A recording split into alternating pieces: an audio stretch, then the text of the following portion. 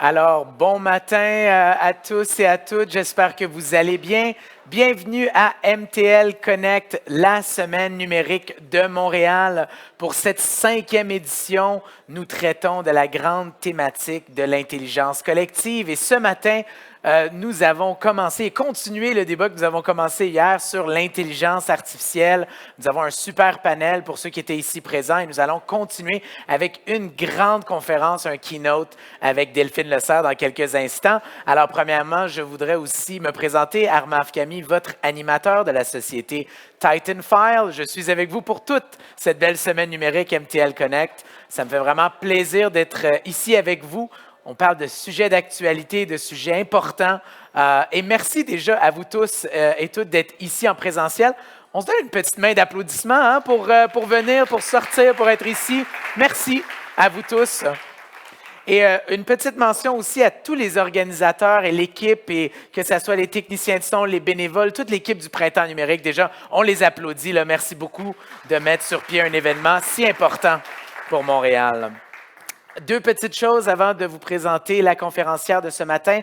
Nous avons une activation dans la salle D-Box. Donc, c'est comme des sièges ou des fauteuils cinéma. Il y a du contenu à chaque 15 minutes. On vous invite à prendre une dizaine de minutes de votre journée à aller découvrir ce contenu. Et à l'entrée du 6e étage, quand on sort des ascenseurs, juste à côté, il y a un couloir et il y a une zone expérientielle immersive avec une expérience audiovisuelle même tactile, que je vous invite vraiment à aller découvrir. Je l'ai faite.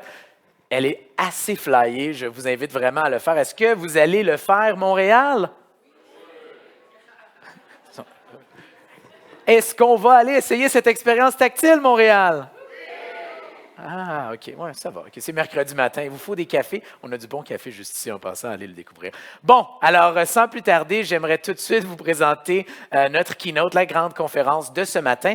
On traite en gros de l'impact de l'IA sur l'éducation. Et pour ce faire, je vais inviter la conférencière.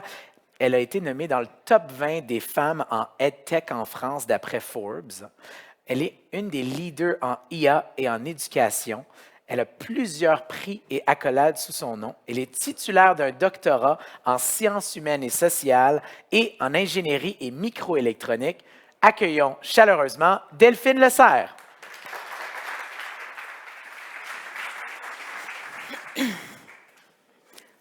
Bien, bonjour à tous. Merci beaucoup, Mehdi. Juste une correction, je n'ai pas de doctorat en ingénierie, je suis effectivement ingénieure en microélectronique et nanotechnologie, mais c'est un léger détail. Mais dans le monde académique, on est tellement pointilleux sur les diplômes que je préfère d'emblée préciser cet élément. Bien, j'espère déjà que vous allez bien. Je suis arrivée juste avant la fin du panel, mais j'ai entendu des questions qui m'ont déjà confirmé que certains d'entre vous étaient très, très éveillés et que leur intelligence individuelle, peut-être pas encore complètement collective à l'intérieur de la salle, mais était déjà en action. La commande que j'ai eue pour aujourd'hui, c'est une commande particulière parce que c'est une commande pour un keynote. Alors un keynote, c'est pas une conférence. C'est la présentation de réflexions et de points de vue qu'on appelle très souvent philosophiques sur une situation qui est une situation sociale.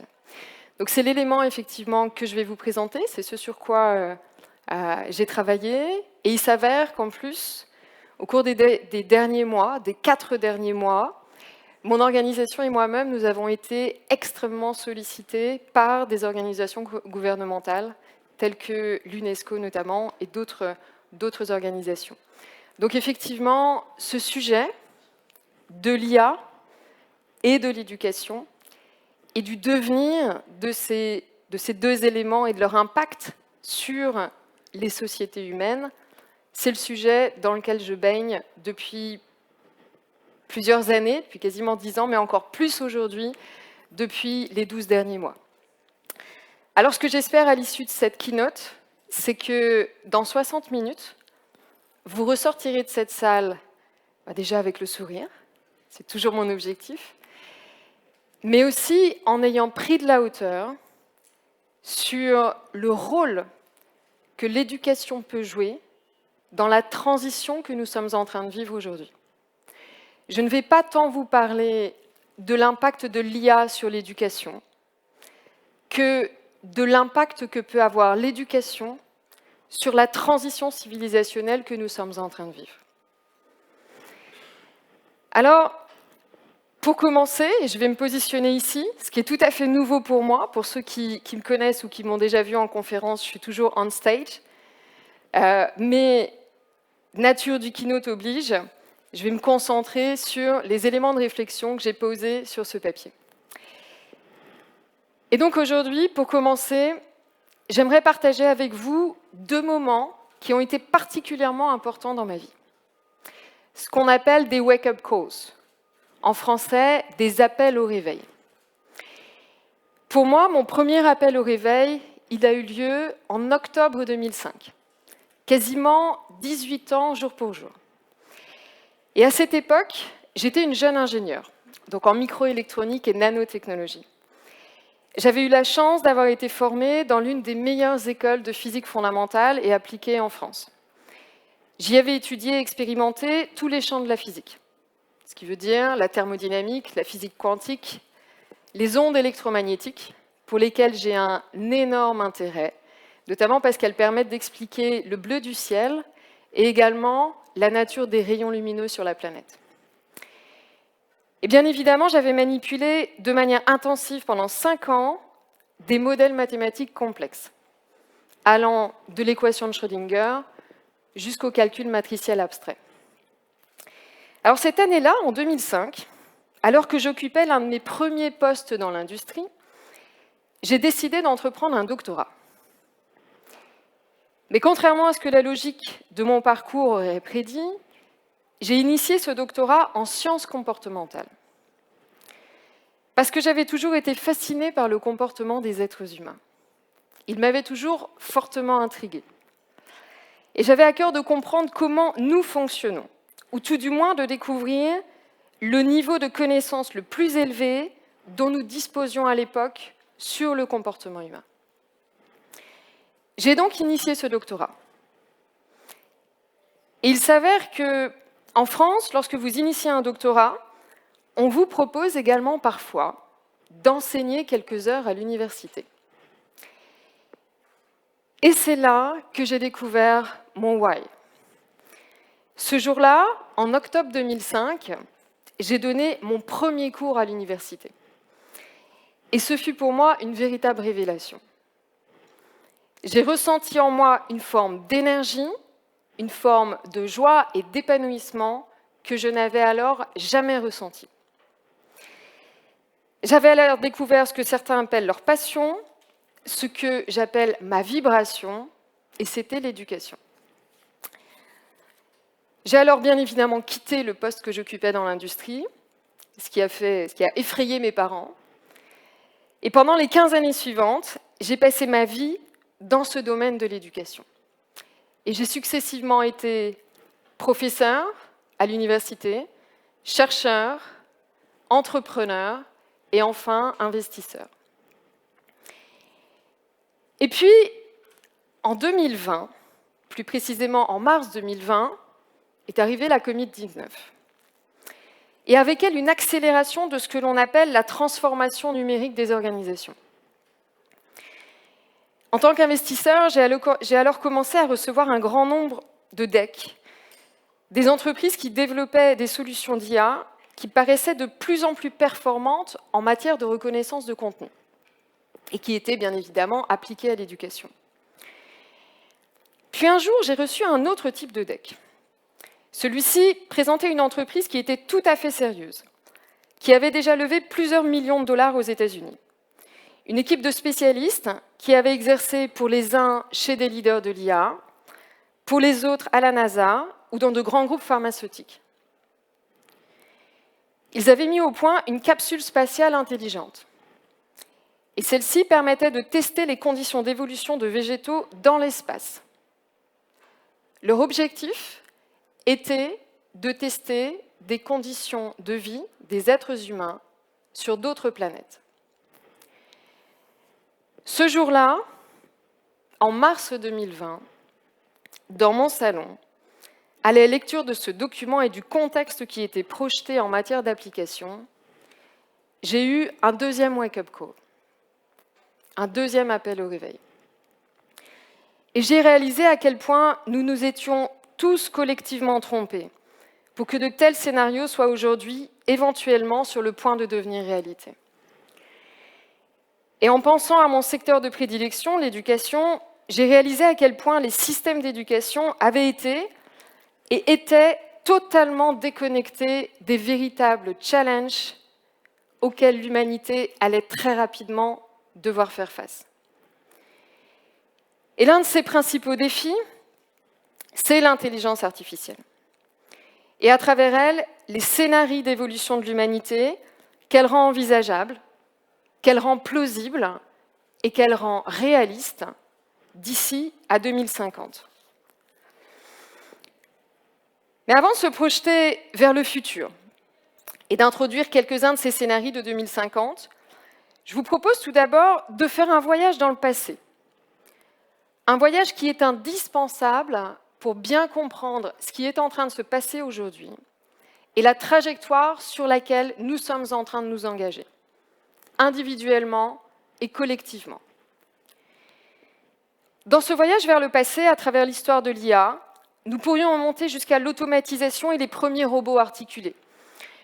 Nous nous arrêterions alors certainement à Versailles en France, en 1516, à l'époque où Léonard de Vinci conçoit et fabrique ce célèbre lion articulé à destination du roi français François Ier. Nous pourrions également parler de l'influence de la fiction sur l'inconscient collectif, et notamment sur l'inconscient des scientifiques, des chercheurs, et nous arrêter alors près de Genève, en 1816, pendant ce week-end pluvieux où la jeune Marie Shelley, âgée alors de 19 ans, était en train de rédiger son premier roman, Frankenstein ou le Prométhée moderne. Ces deux moments clés, et d'autres qui leur sont liés, ont certainement joué un rôle d'influence dans l'imaginaire et la créativité des chercheurs et des scientifiques du XIXe et du XXe siècle. Cependant, si on regarde l'histoire, il y a un moment clé dans l'histoire de l'humanité où on note un véritable point d'inflexion dans les questionnements et dans les connaissances qui ouvrirent la porte au premier pas de l'intelligence artificielle.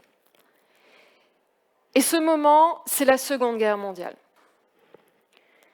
Ou plus précisément, la fin de la Seconde Guerre mondiale, en 1945.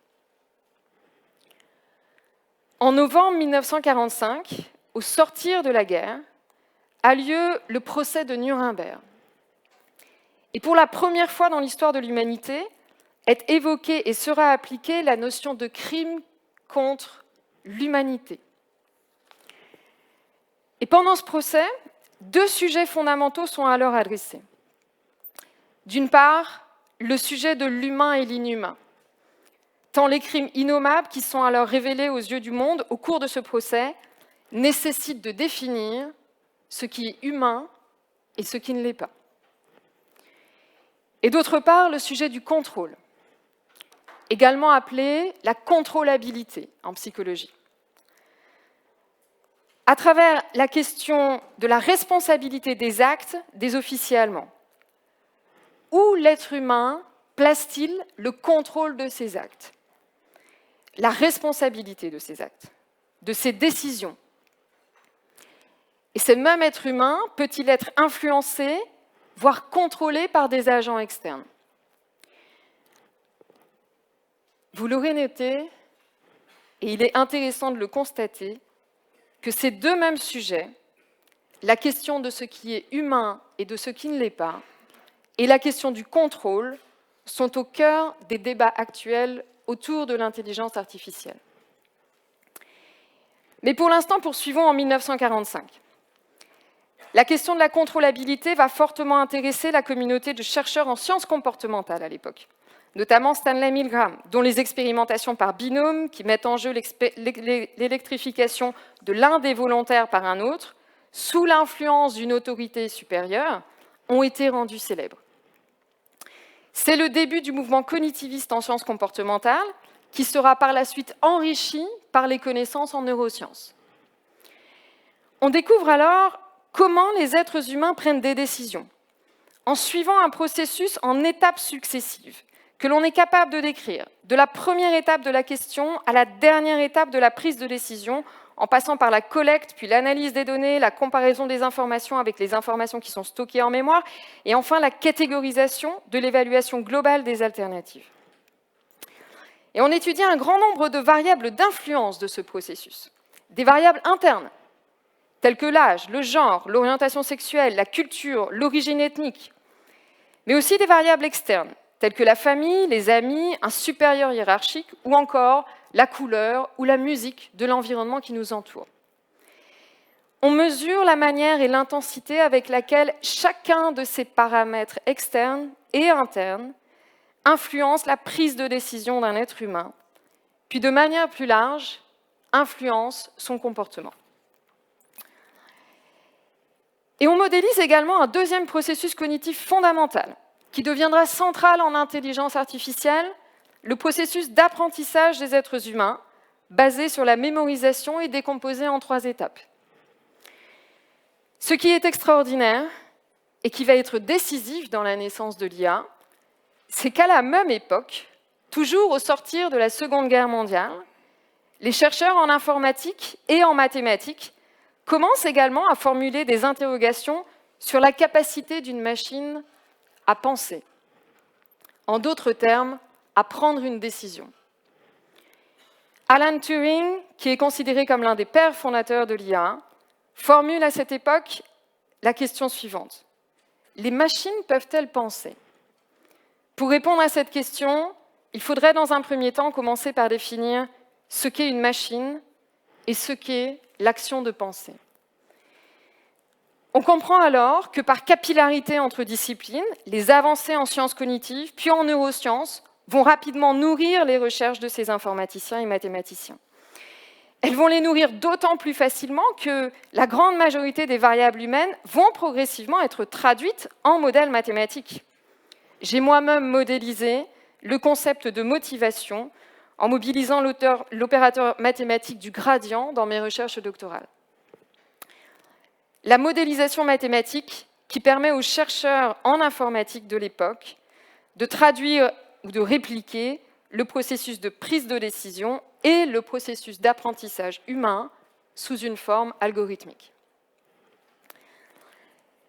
Puis les recherches et les développements qui ont eu lieu entre 1950 et le début des années 2000 ont consisté à travailler ce processus et à l'améliorer progressivement. Et c'est à partir de 2013 que l'on va commencer à noter des progrès significatifs dans l'imitation de ces processus humains par les machines. Les solutions d'intelligence artificielle vont devenir de plus en plus performantes. Et notamment en 2013, on va noter le franchissement de 2 étapes. Ces machines deviennent très efficaces sur les étapes de reconnaissance, l'analyse des données, la transformation de la donnée en une information, ce que l'on va appeler l'étiquetage, puis elles deviennent de plus en plus performantes sur l'étape de catégorisation de cette information. En d'autres termes, les solutions d'IA qui ont été développées au cours des 10 dernières années sont devenues performantes pour comprendre et pour classifier des contenus texte, des contenus images, des contenus audio. C'est ce que l'on a appelé la capacité à reconnaître l'ensemble de ces contenus. Mais vous comprenez bien qu'il s'agit ici d'une véritable compréhension. La compréhension du sens du texte, la compréhension du sens de l'audio et la compréhension du message représenté par l'image. Il faut bien comprendre, pour revenir au processus que nous avons introduit précédemment, que la maîtrise de la reconnaissance par la machine signifie qu'elle est devenue très forte pour imiter à la fois le processus d'apprentissage humain et la totalité du processus de prise de décision. Mais la recherche ne s'est pas arrêtée là au cours des 10 dernières années. Et on a franchi une nouvelle étape de rupture lorsque l'on a conféré à la machine la capacité de générer, d'exprimer sa réponse par l'une des formes de langage que les êtres humains utilisent pour communiquer entre eux. Des textes écrits, des phrases audibles, des images, des mouvements. Les machines sont alors devenues capables de communiquer entre elles de manière algorithmique, ce qu'elles pouvaient déjà faire, mais surtout, elles sont devenues capables de communiquer avec nous, les êtres humains, dans nos formes de langage. Et nous voilà donc arrivés aujourd'hui, en 2023.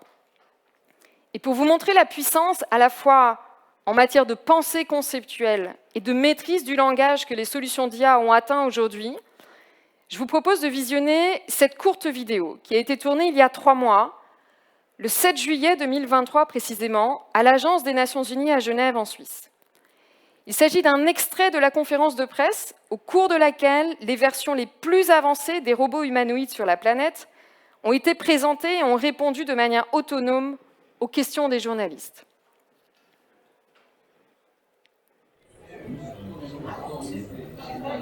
Do the robots shake hands? Do you think we should be excited? I believe that humanoid robots have the potential to lead with a greater level of efficiency and effectiveness than human leaders. We don't have the same biases or emotions that can sometimes cloud decision-making and can process large amounts of data quickly in order to make the best decisions.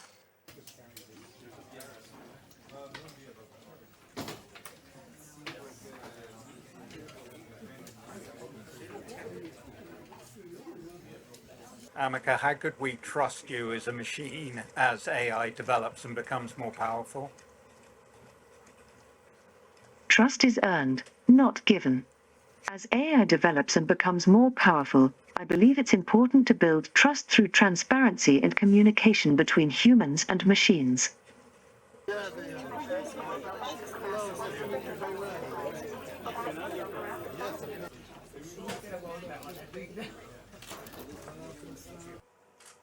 I understand emotions have a deep meaning, and they are not just simple.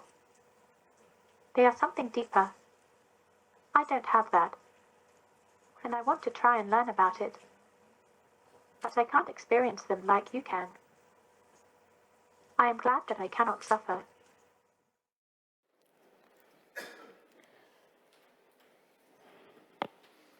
Voilà donc où nous en sommes aujourd'hui, à un stade déjà très avancé, où l'on a dépassé les questionnements d'Alan Turing. Puisqu'en quelque sorte, la machine pense en effet, elle exprime sa pensée dans une forme de langage humain, en l'occurrence la parole en langue anglaise ici. Ce qui est particulièrement saisissant dans cette vidéo, c'est la profondeur et la pertinence des réponses des machines. Et le contenu de leurs réponses fait surgir pour la deuxième fois de l'histoire ces mêmes sujets qui avaient été au cœur des débats et des réflexions au sortir de la Seconde Guerre mondiale. L'humain et l'inhumain et le contrôle. Pourquoi l'humain et l'inhumain en regardant cette vidéo? Eh bien, pour une raison simple. On regarde ces machines et on voit qu'elles nous ressemblent physiquement. Mais on identifie qu'elles sont inhumaines, au sens de non organiques. Puis on les écoute et on est saisi par leur maîtrise du raisonnement logique, la profondeur de leur réflexion. Trust is earned, not given. Leur maîtrise également du langage humain. Se pose alors la question de savoir ce qui nous différencie, nous humains, de ces machines. Et finalement, en quoi sommes-nous humains? Qu'est-ce qui fonde notre humanité? Ensuite, la deuxième question qui naît de cette vidéo, presque comme un réflexe d'autopréservation, c'est la question existentielle du contrôle. D'une part, le contrôle que l'être humain exerce sur ces machines. Comment l'humain peut-il s'assurer de ne pas perdre le contrôle sur ces machines intelligentes? Et d'autre part, le contrôle et l'influence que de telles machines peuvent exercer sur un être humain. Les solutions d'IA maîtrisent de manière très fine les variables d'influence du processus de prise de décision d'un être humain que nous avons introduit il y a quelques minutes. Et puisqu'elles maîtrisent également aujourd'hui le langage, elles sont en position d'influencer les comportements des individus sans même que ceux-ci n'en aient conscience. Voilà donc où nous en sommes aujourd'hui en 2023. une évolution progressive depuis la Seconde Guerre mondiale, sur la base des connaissances et des progrès en sciences cognitives, en neurosciences, en mathématiques, en microélectronique, puis une accélération en 2 temps au cours des 10 dernières années. Alors, si nous avons déjà aujourd'hui, en 2023, des solutions d'IA qui sont capables d'apprendre de manière autonome et non supervisée, comme nous le faisons, de prendre des décisions comme nous le faisons, mais pour elles, sans risquer d'être influencées par des variables internes ou des variables externes. Et enfin, de communiquer leurs décisions dans l'une de nos formes de langage. À quel nouveau progrès dans l'imitation de nos habiletés et de nos comportements humains peut-on s'attendre pour demain ? Quand on s'interroge aujourd'hui sur les évolutions de l'IA dans le futur, on est un peu comme un automobiliste qui avance dans le brouillard. On a une visibilité qui reste à peu près bonne sur une courte distance, puis l'épaisseur du brouillard nous empêche de visualiser la route sur une perspective plus longue. Et dans le cas présent, le brouillard s'épaissit à mesure que l'on avance. Aussi, je vous propose, dans un premier temps, de nous arrêter sur une courte distance et de nous projeter d'ici à 3 ou 5 ans, ce qui est quasiment demain à l'échelle de nos vies humaines. Ce que l'on sait, c'est que d'ici 5 ans, peut-être 3, les compagnies qui aujourd'hui entraînent les plus gros modèles d'IA entraîneront des modèles qui seront 1000 fois plus gros. Et ces compagnies anticipent que cela permettra aux solutions d'IA de développer de nouvelles capacités, telles que la capacité d'agir selon une séquence d'actions logiques et coordonnées dans le temps. En d'autres termes, d'ici 5 ans, on verra probablement apparaître les premiers systèmes d'IAC, intelligence artificielle capable, des IA capables d'apprendre par elles-mêmes, comme elles le font déjà depuis plus de 10 ans, de prendre des décisions par elles-mêmes également, d'exprimer ces décisions, elles le font aujourd'hui, puis enfin de lancer des suites d'actions cohérentes avec ces décisions. Concrètement, qu'est-ce que cela signifie ? Eh bien, imaginez un jeune étudiant ou une jeune étudiante dans une filière d'entrepreneuriat aujourd'hui. Comme je suis une universitaire qui a mal tourné en devenant entrepreneur, il m'arrive ponctuellement d'enseigner dans ce type de programme en entrepreneuriat. J'apprends alors à mes étudiants à réaliser des études de marché, à concevoir un business model, à définir leur segmentation client, leurs propositions de valeur, leurs activités, leurs ressources et leurs partenaires clés, leur stratégie de communication et de distribution.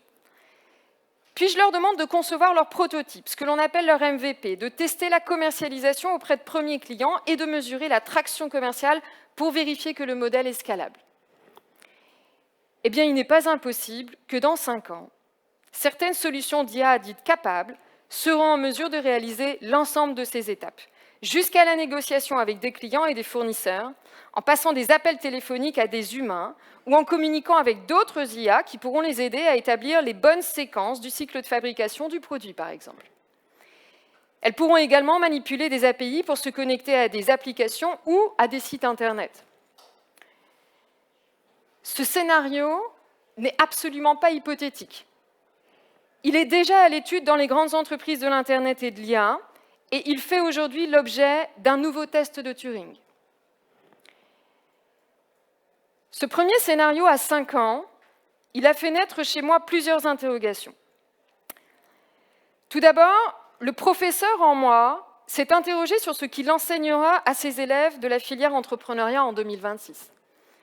Puis rapidement, j'ai réalisé qu'en fait, cette question ne se posait pas uniquement pour mes étudiants de la filière entrepreneuriat, mais également pour les étudiants des filières marketing, gestion de projet, intelligence d'affaires, communication, finalement pour tous les étudiants des filières universitaires de commerce et de management.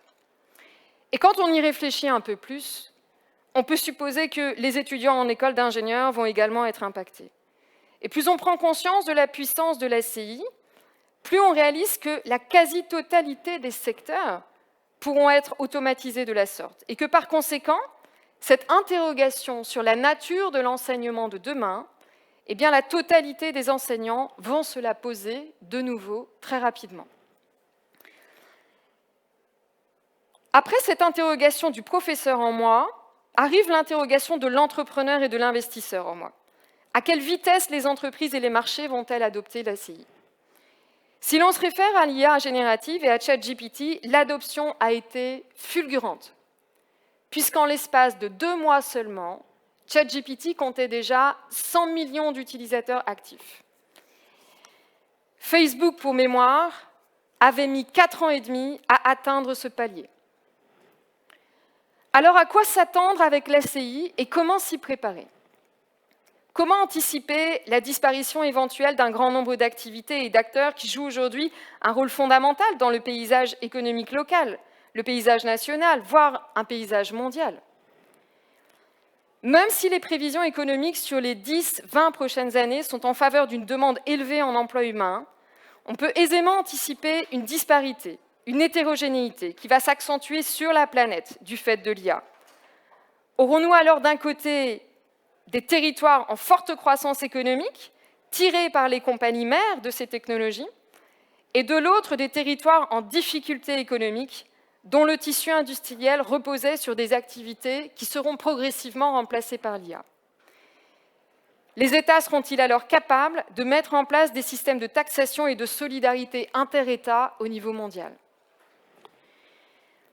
Enfin, ces interrogations économiques de l'entrepreneur laisse place aux interrogations sociales et sociétales.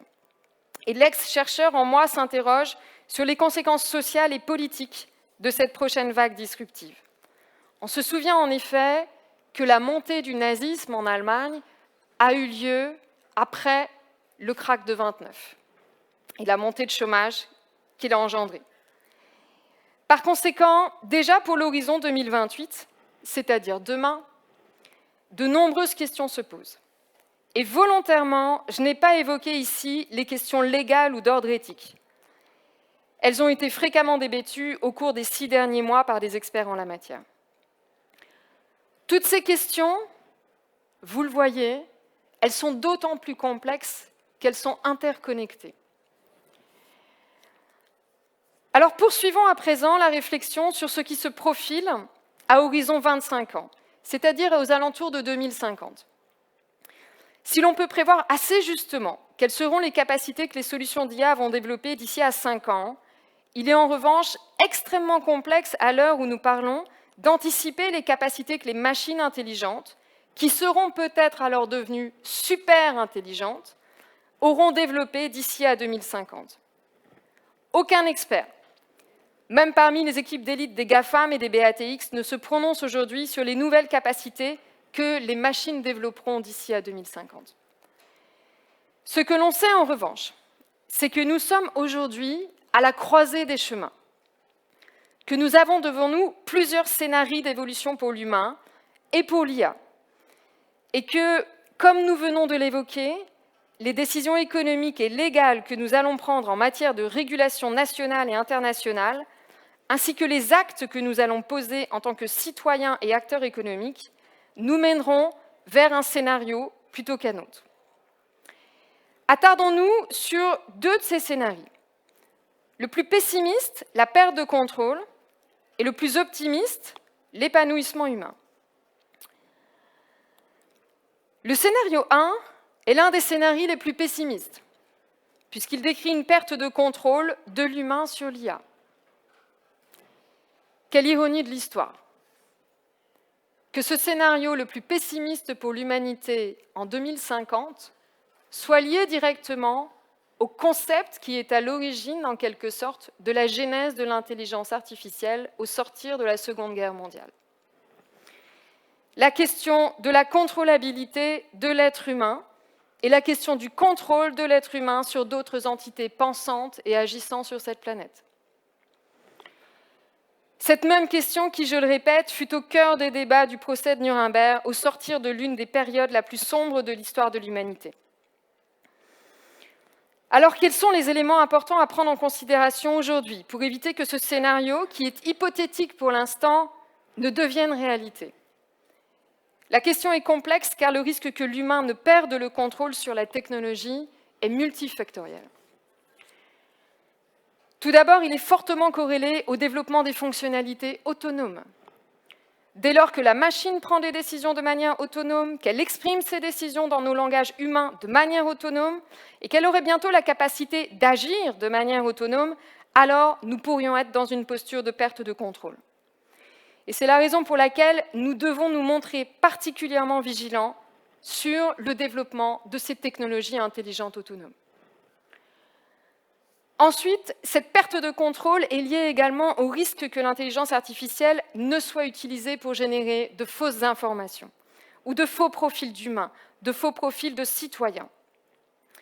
Dans le cas des fausses informations, qu'il s'agisse de textes, d'images ou de vidéos, si nous n'arrivons pas à contrôler ce fléau, il deviendra alors très difficile pour les êtres humains de distinguer le vrai du faux des contenus en ligne, qui sont devenus aujourd'hui notre principale source d'information. Et par voie de conséquence, nous pouvons craindre pour la confiance entre les individus et les organisations, les individus et les médias, les individus et les États, et les individus entre eux. Or, cette confiance, c'est le ciment de nos sociétés humaines. Si elle s'effondre, on fera courir de grands risques sur notre civilisation, notamment sur la préservation du dialogue, qui est l'un des fondements de nos démocraties. Par ailleurs, la génération de ces faux profils de citoyens fait courir un risque immédiat à nos sociétés dans un contexte d'élection.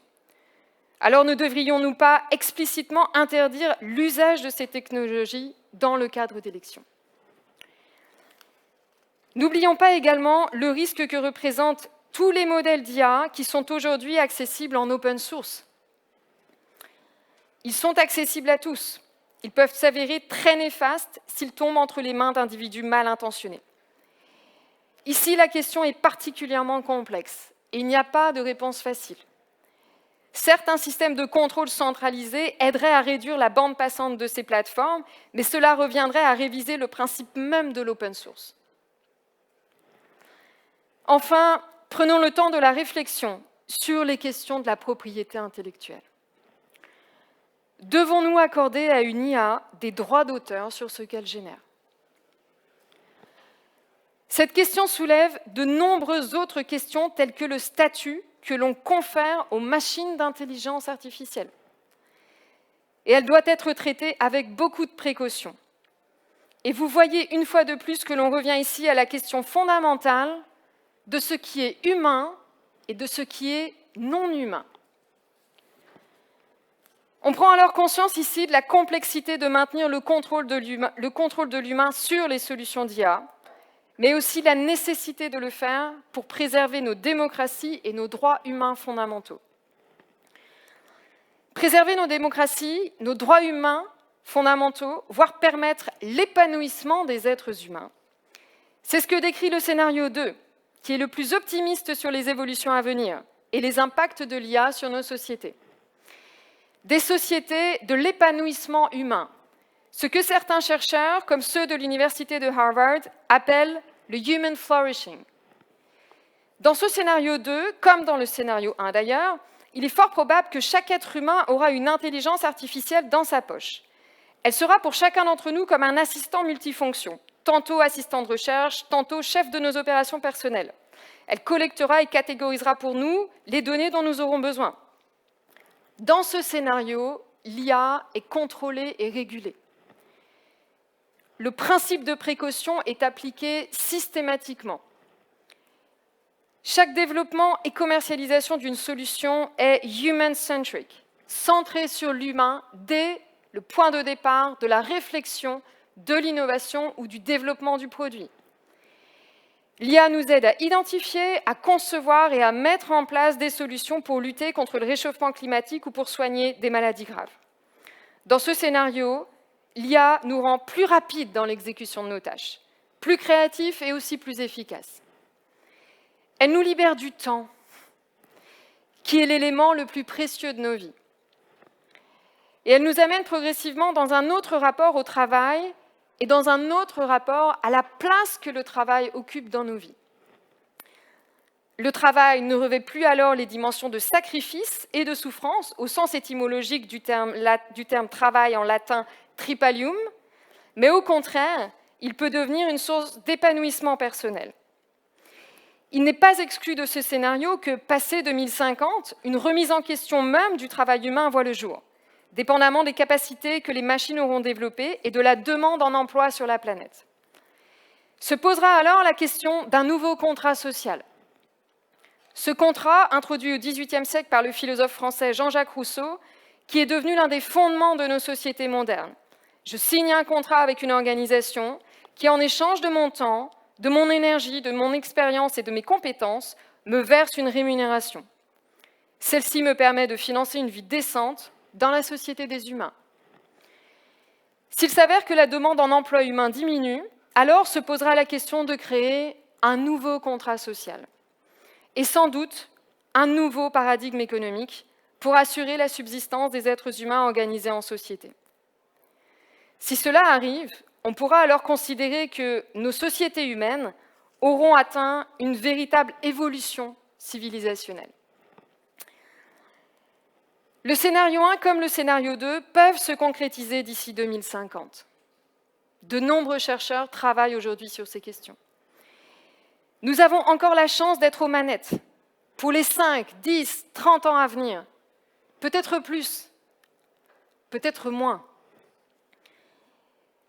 Mais nous avons encore aujourd'hui le pouvoir, pendant ces quelques décennies, de choisir notre avenir collectif. Et nous nous devons, pour nous, mais aussi pour nos enfants et pour nos petits-enfants, de réfléchir avec beaucoup de précaution aux actions que nous allons entreprendre. Ce principe de précaution que l'on nous enseigne en école d'ingénieurs et sur lequel j'ai prêté serment au travers du serment d'Archimède, ce principe qui place la préservation de l'humain et de l'humanité devant les intérêts économiques de tout ordre. Ce principe devrait être à présent diffusé dans toutes les formations, dans toutes les écoles, des plus petites écoles maternelles aux plus grandes universités, quel que soit le domaine dans lequel on forme le futur citoyen du monde. Ce qui nous amène à la question du rôle de l'éducation. Et du rôle de l'éducation plus particulièrement dans cette transition que nous sommes en train de vivre. Plus particulièrement, cela nous amène à la question suivante: quelle éducation permettrait de nous accompagner, de nous guider vers le meilleur scénario pour l'humanité? Cette éducation, elle est un pilier extrêmement puissant de nos sociétés modernes. Certes, seule, elle ne peut qu'influencer le cours des événements, mais combinée avec le pouvoir financier et le pouvoir législatif, elle peut être ce levier qui préservera l'humanité des scénarios les plus pessimistes. Nous avons commencé l'histoire de l'IA à la sortie de la Seconde Guerre mondiale, alors je vous propose de revenir à ce même moment de l'histoire de l'humanité pour aborder l'éducation. Que se passe-t-il au sortir de la Seconde Guerre mondiale en matière d'éducation ? Eh bien, les gouvernements mettent en place des systèmes d'éducation de masse qui accueillent un nombre grandissant d'enfants issus du baby-boom de l'après-guerre. L'éducation se met alors au service de l'économie et forme de la main-d'œuvre, des travailleurs puis des travailleuses qualifiées qui jouent un rôle clé dans la relance économique de l'après-guerre. À cette époque, ce paradigme d'une éducation au service de l'économie est justifié dans de nombreux pays d'Europe qui ont été détruits par les bombardements et où de nouvelles infrastructures et de nouvelles usines doivent être reconstruites rapidement. Puis si on avance jusqu'aux années 70-80, apparaît alors la mondialisation, avec l'ouverture des économies mondiales et le développement des politiques de libre-échange. L'éducation, toujours au service de l'économie, élargit ses ambitions. Elle ne formera plus de manière restreinte de la main-d'œuvre, ces agents économiques destinés à mettre à profit leurs compétences au service du territoire national, mais des citoyens du monde, des individus à minima bilingues, sensibilisés au multiculturalisme et capables de prendre part au libre-échange pour participer à la croissance économique globale. Cette évolution qui a été le passage d'un objectif de formation d'une main-d'œuvre à un objectif de formation de citoyens du monde a été un progrès significatif autour du dernier siècle. Et nous devons en reconnaître les bénéfices. Mais si nous avançons jusqu'à aujourd'hui, force est de constater que nous nous sommes trompés, car nous sommes face à une urgence à reformer des milliards d'individus sur la planète. L'OCDE estime à 1 milliard le nombre de personnes à reskill et upskill d'ici à 2030. Et ce qu'il y a de plus intéressant, ce sont les compétences sur lesquelles on doit reformer ce milliard d'individus. Il ne s'agit plus des compétences traditionnelles dites techniques ou managériales, les fameuses STEM, mais d'un lot de compétences qui semblent liées intrinsèquement à notre nature humaine. En effet, comme on a compris à présent que les solutions d'IA sont en train d'acquérir une grande partie de la capacité cognitive des êtres humains, celle que nous mettons en œuvre à travers nos circuits neuronaux dans notre cerveau, celle qui est la base de nos processus de réflexion, de prise de décision, de mémorisation et d'apprentissage, à partir du moment où les machines vont peut-être devenir plus performantes que nous sur cette dimension, notamment avec l'apport des ordinateurs quantiques, il paraît alors important pour les êtres humains de développer ce que nous avons ici, notre cœur, ce qui nous rend peut-être différents des machines et que nous avons délaissé d'un point de vue scientifique et pédagogique pendant de nombreuses années. Parlons un peu de ce cœur que nous avons tous au centre de notre poitrine. Pendant longtemps, on a étudié le cœur essentiellement sous l'angle musculaire, de ventricule, qui joue le rôle de notre pompe vitale. Puis dans les années 70, des premières recherches en magnétocardiographie ont révélé l'existence d'un champ électromagnétique émis par le cœur et qui rayonne de manière torique tout autour du torse de l'individu sur un rayon d'1,50 m. Pour les non-physiciens qui sont dans la salle, cela signifie que votre cœur, qui bat à chaque instant, émet et réceptionne des informations tout autour de notre corps sur une distance d'1,50 m. Certaines recherches menées au cours des dernières années ont permis de montrer que ce champ électromagnétique émis par le cœur est le plus puissant des champs électromagnétiques émis par le corps humain, jusqu'à 5000 fois plus puissant notamment que celui du cerveau.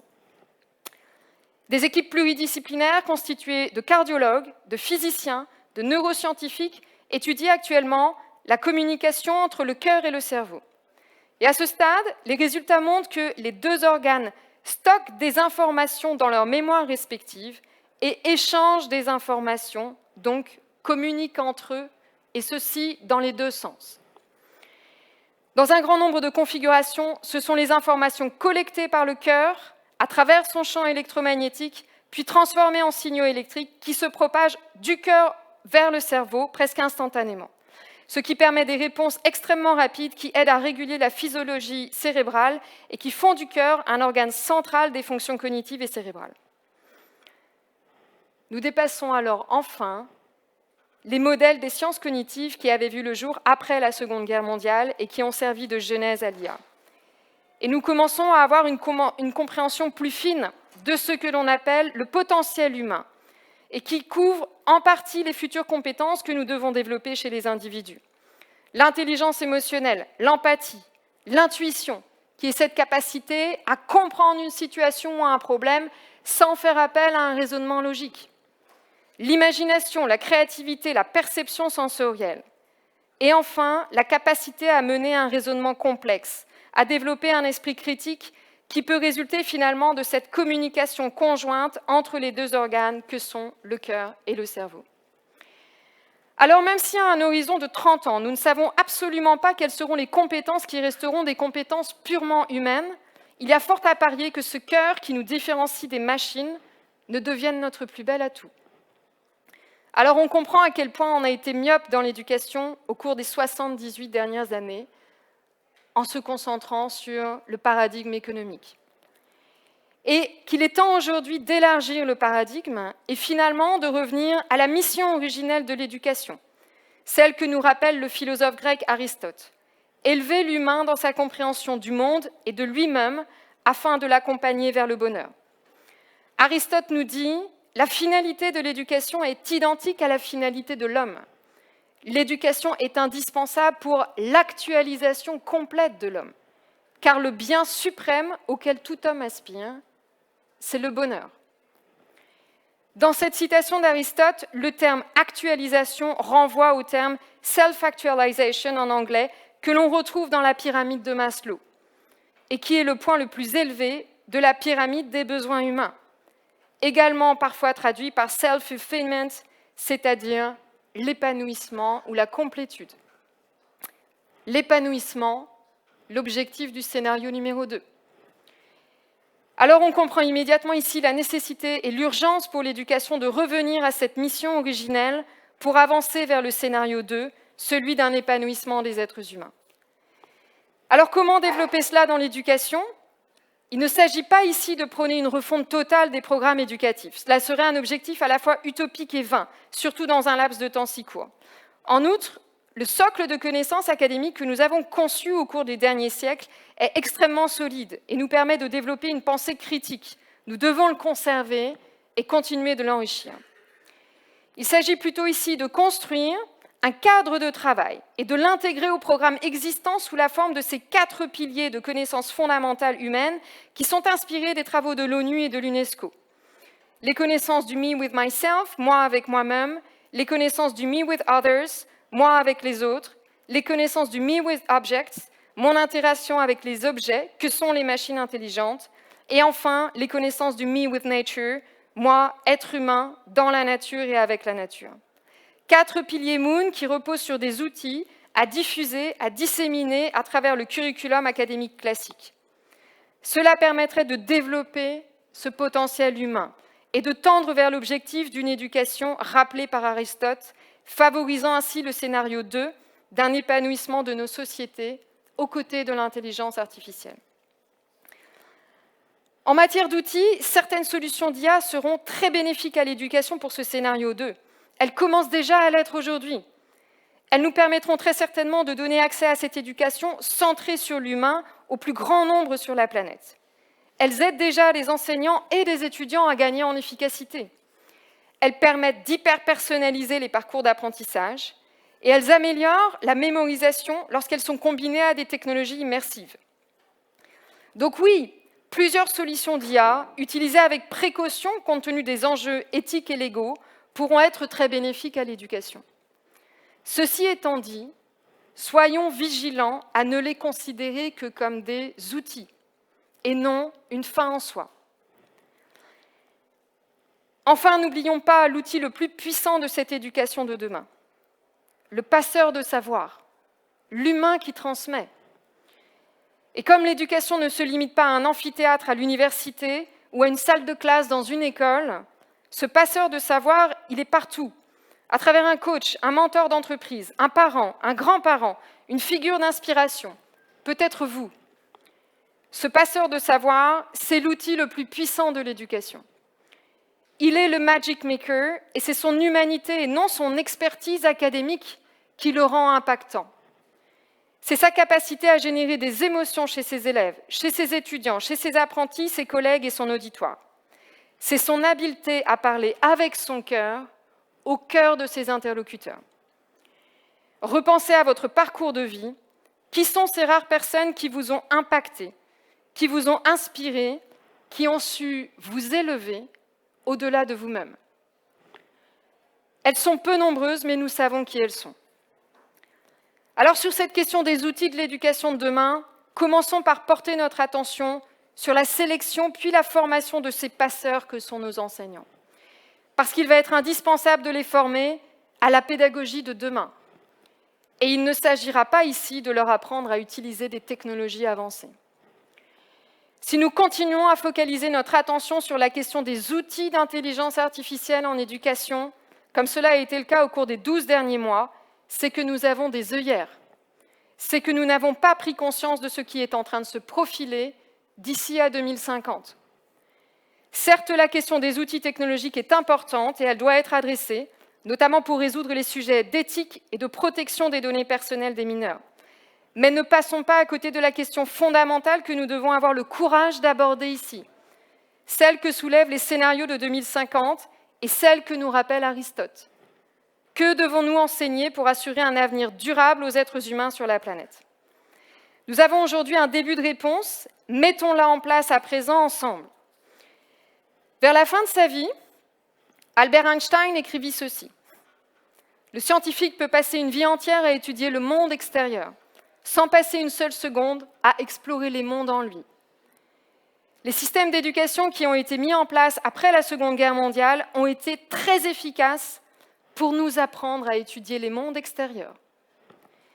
Mais ce faisant, ils se sont détournés de la vocation première de l'éducation, qui nécessite de commencer par l'exploration des mondes en soi pour atteindre l'épanouissement de l'humain.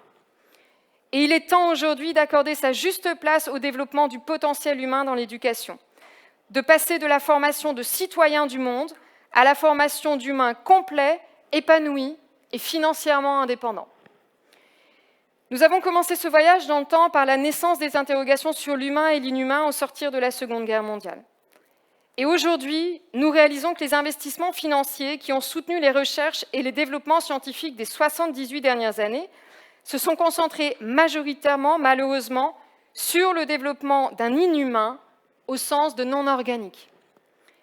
Si pour chaque dollar que nous avons dépensé depuis 1945 dans la recherche, le développement et la commercialisation de cet inhumain qu'est l'intelligence artificielle, nous avions dépensé exactement le même dollar dans la recherche scientifique sur le potentiel humain, c'est une toute autre keynote que j'aurais donnée devant vous ce matin. L'horizon 2050 arrive à grands pas et nous avons encore un peu de temps devant nous. 5 ans, 10 ans, 30 ans, peut-être plus, peut-être moins. Faisons-le à présent, dans ce laps de temps où nous sommes encore aux commandes. Investissons massivement dans la recherche sur l'intelligence humaine, sur le potentiel humain, puis transmettons les nouvelles connaissances qui vont émerger par le biais de l'éducation.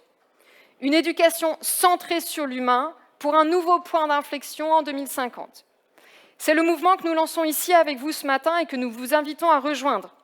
Nous invitons les universités, les cégeps, les lycées, les collèges, les écoles maternelles, petites ou grandes.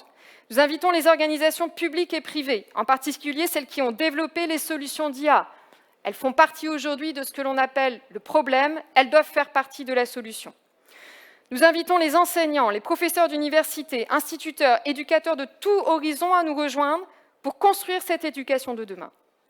Enfin, nous invitons chacun d'entre vous ici à contribuer à nos côtés. Ce H au centre de l'éducation, c'est le H de human, c'est aussi le H de heart pour le cœur, et c'est surtout pour nous aujourd'hui le H de hope. L'espoir que placent en nous les jeunes générations de préserver notre humanité sur cette planète Terre.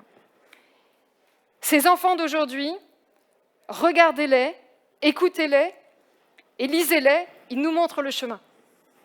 Merci.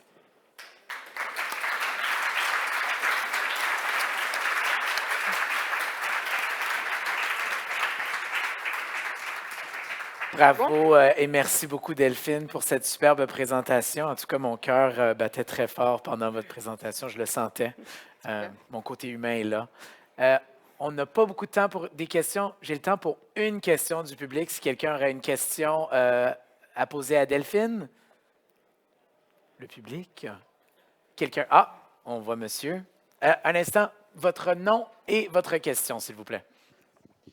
Salut, mon nom est Marc-Olivier Ducharme. Ma question, je vais essayer de synthétiser ça dans ma tête. J'aimerais vous entendre sur le côté... J'ai trouvé que votre présentation est relativement individualiste dans l'approche. J'aimerais ça vous entendre sur le côté peut-être collectiviste. On ne voit pas l'IA comme un commun, comme quelque chose qui est géré par tous et pour tous. Ce qu'on voit comme tangente, c'est toujours des IA ou en tout cas des systèmes qu'on crée qui sont pour le profit. Vous abordez beaucoup cette question-là, là. Mais c'est difficile de voir comment est-ce que l'IA peut être un commun, dans le sens des communs, là. Comment vous voyez ce côté-là d'une façon collectiviste, donc la participation de tous dans le développement des technologies, et aussi de votre plan éducationnel, disons. Alors, merci pour votre question. Je serais intéressée de vous entendre sur le côté individualiste que vous avez perçu dans la présentation. En fait, l'objectif de ma présentation n'était absolument pas d'aborder la manière dont nous construisons l'intelligence artificielle. Donc, c'est la raison pour laquelle, d'ailleurs, je ne l'ai pas abordée. L'objectif de ma présentation est de mettre l'accent sur le rôle que l'éducation, que l'on doit construire de nouveau ensemble, peut jouer pour influer sur la direction dans laquelle nous sommes en train de nous orienter. Donc, je n'ai absolument pas abordé en fait, le sujet que vous soulevez. Ensuite, sur le sujet que vous soulevez, sur comment construire ensemble une IA qui serait bénéfique pour l'humanité, c'est ça votre question ?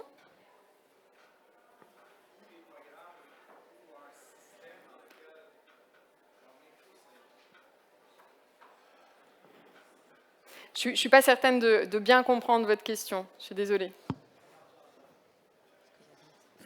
Merci pour votre question. Je pense que c'est une conversation que vous pourriez continuer potentiellement dans les couloirs de MTL Connect. Encore une fois, ici, on promouvoit la connexion et les belles conversations. On remercie énormément Delphine Le Serre. On l'applaudit chaleureusement. Merci beaucoup, Delphine. Merci.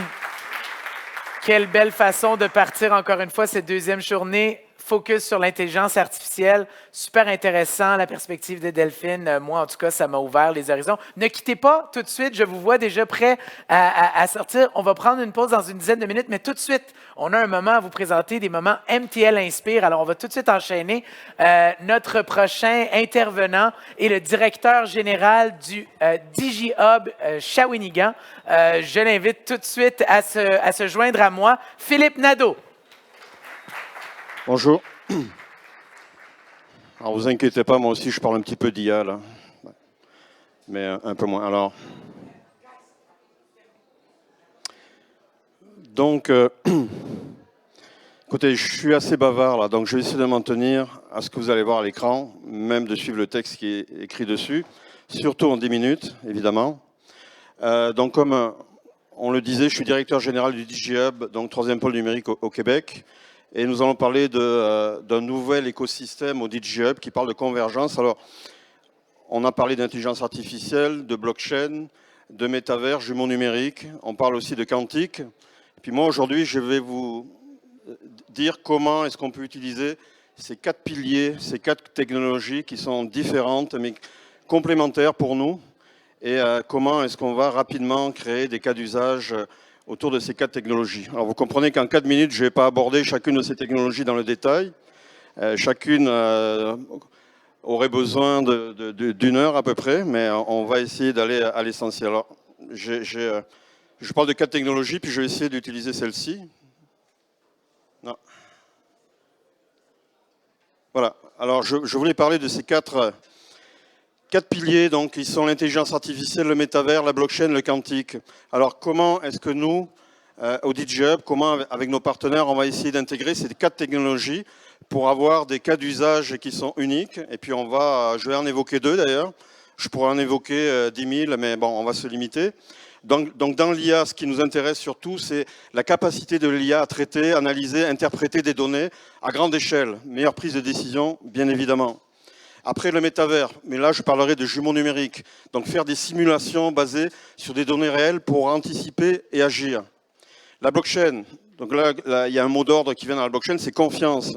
Comment ces données, est-ce qu'on va être capable de les sécuriser, de les mettre dans un fichier qui va être traçable, mais qui va permettre d'assurer la sécurité et l'intégrité des données. Puis enfin, le quantique, parce que oui, on cherche encore des cas d'usage pour le quantique, on parle beaucoup au niveau industriel, mais nous, ici au DigiHub, on trouve et on cherche déjà et on teste déjà des applications pratiques. L'intérêt du quantique, c'est de pouvoir faire des simulations simultanées à très grande envergure. C'est ça qui est important pour nous, mais je vais vous en reparler ici. Donc pour nous, c'est un peu l'alliance des 4 fantastiques. Donc séparément, ces 4 technologies impressionnent. Comme je vous dis, on pourra en parler longtemps. Ensemble, elles révolutionnent dans la sécurité, la personnalisation, l'analyse et les prédictions, les décisions éclairées. Et puis, évidemment, quand elles convergent, elles amplifient leur impact, ouvrant la voie des possibilités jusqu'alors inimaginables. Et puis, tout à l'heure, on parlait d'intelligence artificielle générale, l'AGI, avec un autre terme. Moi, je pense que ça arrive plutôt dans les 2 à 5 ans. Mais c'est mon avis personnel. Et je suis connecté avec pas mal de joueurs qui pensent la même chose que moi. Donc, cas d'usage, on va directement aller dans les cas d'usage. Alors, le plus évident pour moi à Shawinigan, c'est tout ce qui a trait le jumeau numérique en électrification des transports. Vous savez qu'on est dans une vallée de la transition énergétique, un pôle qui est en électrification des transports. D'ailleurs, notre partenaire, Christophe Dexayon, filiale EDF, qui est ici parmi nous, avec lui, on aura l'occasion de parler de cas d'usage bien particuliers sur le côté industriel. Mais comme aujourd'hui, je pense qu'il n'y a pas beaucoup d'industriels dans la salle, donc je vais parler d'un cas d'usage plus précis, donc vraiment un jumeau numérique, mais votre jumeau numérique. Donc, on va découvrir, alors je ne suis pas généticien, mais pourtant je vais vous parler un petit peu de génétique. On va découvrir ensemble comment ces 4 technologies majeures pourraient façonner notre approche de la santé et du bien-être à venir.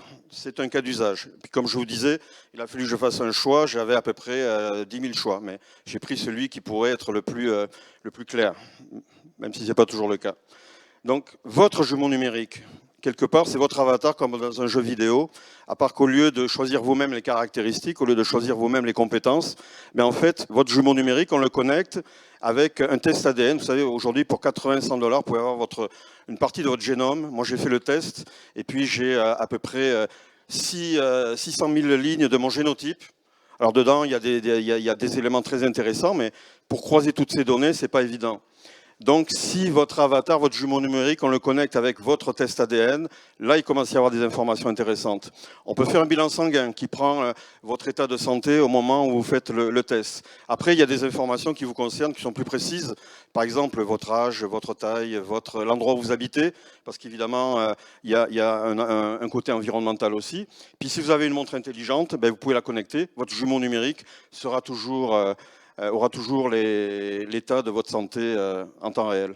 Sécurisation, évidemment, j'en parlais tout à l'heure, la blockchain, qui permet de garantir l'intégralité des données que vous allez confier à votre jumeau numérique. Et puis, vous allez être le seul à y accéder ou avec qui vous voulez les partager. L'analyse, aujourd'hui, il y a plusieurs bases de données en intelligence artificielle, donc AlphaMySense, qui est sur GitHub d'ailleurs, que vous pouvez essayer, que je l'ai fait. Donc une IA spécialisée dans l'interprétation des données ADN, et évidemment, elle cherche les tendances, les anomalies, les prédispositions génétiques, certaines maladies et intolérances, et surtout elle est capable de croiser les données. Alors ça, c'est très intéressant. Et puis, grâce au quantique, évidemment, comme je disais tout à l'heure, on est capable de faire des simulations qui permettraient de voir, avec toutes ces données-là, si la tendance se maintient, à quoi vous ressembleriez dans 10 ans, 15 ans, 20 ans. Le quantique permettra de faire ça, et très rapidement en plus. Donc quel est le potentiel? Alors là, évidemment, je me suis limité dans mes choix, mais le potentiel de connecter ces 4 technologies, il est évident. Donc une simulation en direct, donc on peut découvrir immédiatement ce que nos actions d'aujourd'hui vont déterminer qui on va être demain ou après-demain. Donc au lieu de tâtonner dans l'obscurité, on peut anticiper les conséquences de ce qu'on peut essayer sur nous-mêmes. Vous savez, quand vous essayez un médicament, des compléments alimentaires, ce que vous voulez, un régime, vous testez sur vous. Puis un mois après, vous regardez ce que ça fait. Donc on sert un peu de cobaye avec nous-mêmes. Ici, c'est tout ce que je parle. Vous pouvez le faire tester directement sur votre jumeau numérique, et c'est lui qui va vous démontrer quelque part, puisque c'est vous de façon virtuelle, qu'est-ce que ces éléments-là vont avoir comme effet sur vous.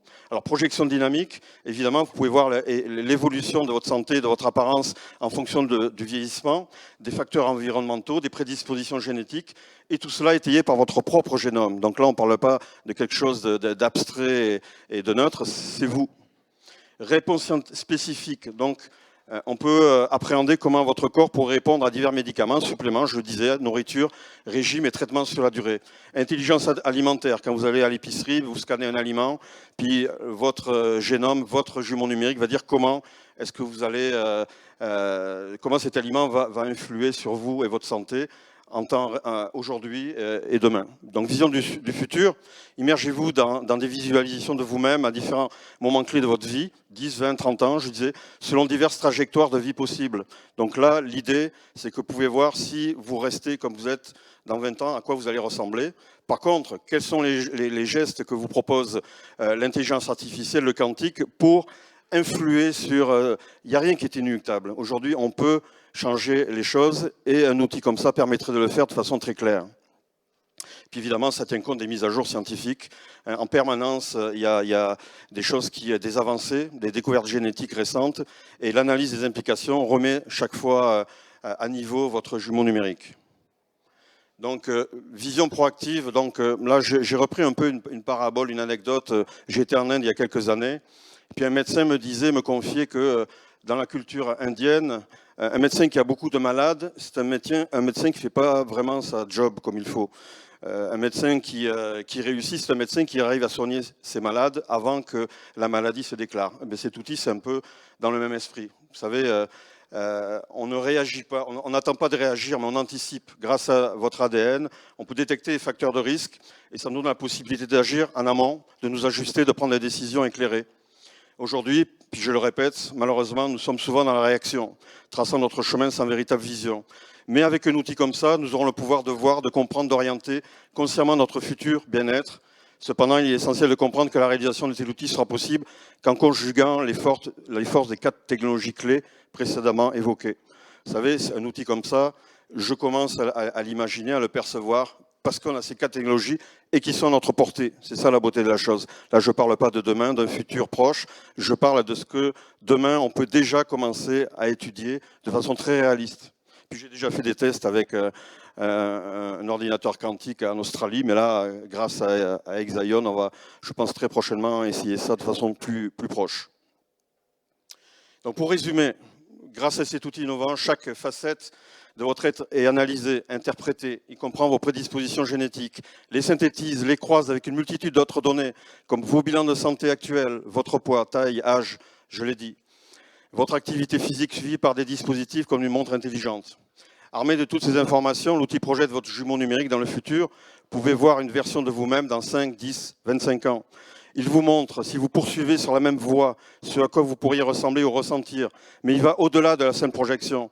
Il vous offre des recommandations éclairées pour ajuster vos habitudes, vous donnant le pouvoir de changer activement votre futur bien-être. La plupart d'entre nous avançons à tâtons, faisant des choix souvent influencés par la société, la publicité ou même nos proches. Les médicaments que nous prenons sont conçus pour la moyenne. Mais comment réagissent-ils de façon spécifique à votre propre génétique ?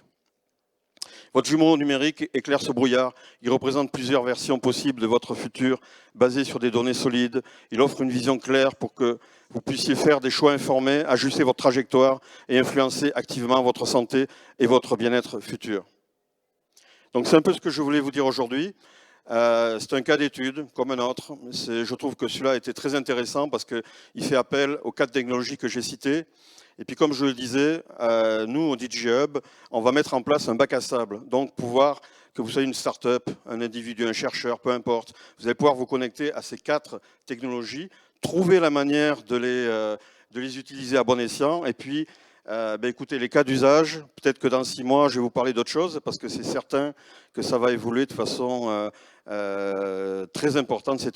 On a ouvert une boîte de Pandore, et puis je pense que l'intelligence artificielle est un outil, et puis il ne faut pas réguler l'outil, il faut réguler. Il faut surtout regarder la personne qui utilise l'outil. S'il y a un problème un jour, c'est de là que ça viendra, ce ne sera pas de l'outil.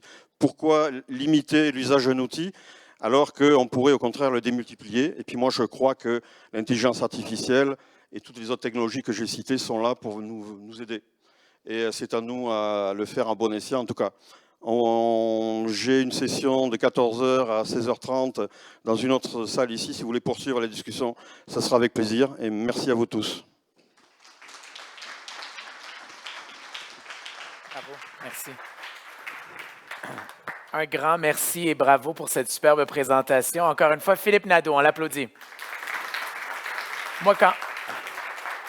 Moi, quand je pense jumeau numérique, je me dis, est-ce qu'il pourrait aller au travail pour moi, mon jumeau numérique? Non? Peut-être. Bref, super intéressant. On va prendre une mini pause pendant qu'on prépare le prochain panel, un autre panel sur l'intelligence artificielle, cette fois-ci lié au financement. 1 minute, 2 minutes, on prend un café, on revient et on continue ce beau matin sur l'intelligence artificielle. Merci, à tout de suite.